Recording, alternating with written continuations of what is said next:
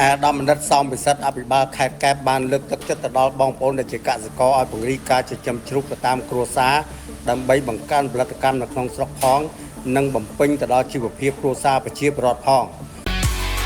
ភេសជ្ជៈបើកម្លាំង Dragon ថាមពលថ្មីចម្រាញ់ពីយិនសិន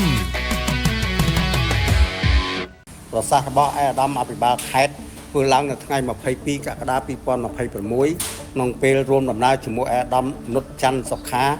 ដ្ឋលេខាធិការក្រសួងកសិកម្មរុក្ខាប្រមាញ់និងនេសាទព្រមទាំងថ្នាក់ដឹកនាំមន្ត្រីជំនាញពាក់ព័ន្ធអញ្ជើញចុះទៅពិនិត្យដោយផ្ទាល់អំពីដំណើរការចិញ្ចឹមជ្រូកនិងការរៀបចំកសិដ្ឋានរបស់កសិករគំរូលោកខែងសៅ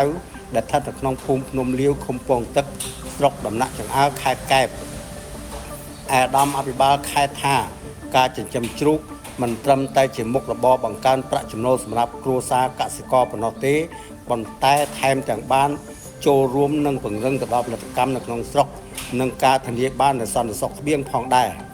អាដាមអភិបាលខេត្តកែបមានប្រសាសន៍បញ្ជាក់បន្ថែមថាខ្ញុំសូមនោមពោលថាបើមានកសិករណាមកយកបទពិសោធន៍មកសិក្សារៀនសូត្រគឺសូមឲ្យបើកចិត្តទលាដើម្បីយើងចែករំលែកគ្នាបាទចែករំលែកគ្នាបានន័យថាម៉េចយើងកុំគិតថាធ្វើម្នាក់ឯងបបូលម្នាក់ឯងវាជោគជ័យឲ្យពង្រីកកាន់តែច្រើនឲ្យទៅជាខេត្តកែបយើងទៅជាកន្លែងចែកចាយបាទជ្រូកមេពូជនិងកូនជ្រូកឬក៏ចែកចាយសាច់ជ្រូកបាទពីព្រោះយើងត្រូវពង្រឹងបាទមនុស្សនេះគឺត្រូវការហូបបាទអ្វីដែលអត់បានហ្នឹងមនុស្សយើងប្រចាំថ្ងៃគឺហូបបាទអញ្ចឹងត្រូវការគ្រប់គ្រងសាច់ហើយសាច់ត្រូវការចិញ្ចឹមជាលក្ខណៈបាទមិនប្រើនៅអ្វីដែលហៅថាចំណីអាហារប៉ះពាល់ដល់សុខភាពមនុស្សគឺចំណីអាហារដែលគីមីបាទចំណីអ្វីដែលប៉ះពាល់ដល់ចាក់ថ្នាំចាក់អីហ្នឹងបាទយើងឃើញនេះចិញ្ចឹមគឺគាត់មានការថែទាំហើយស្អាតខ្ញុំមើលទៅមានអនាម័យបាទសូម្បីតែខ្ញុំឈរនៅទីនេះបាទគឺអត់មាន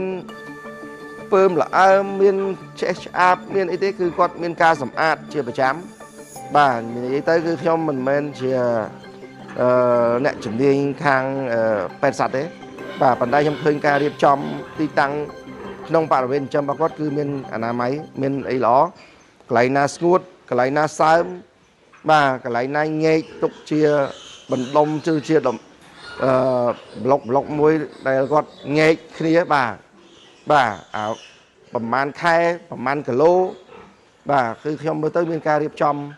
ច្បាស់លាស់របស់គាត់អញ្ចឹងសរុបទៅគឺខ្ញុំឃើញថាមកកន្លែងនេះគឺក្នុងនាមអាជ្ញាធរខេត្តគឺខ្ញុំមានតែការលើកទឹកចិត្តជាមួយគ្នានេះអាដាមអភិបាលខេត្តកែបលោកក៏បានណែនាំទៅដល់មន្ត្រីជំនាញ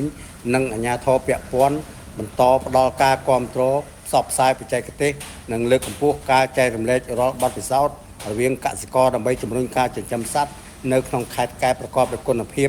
និងនិរន្តរភាពពីខ្ញុំហ៊ុយបលេង LTNT News ខេត្តកែប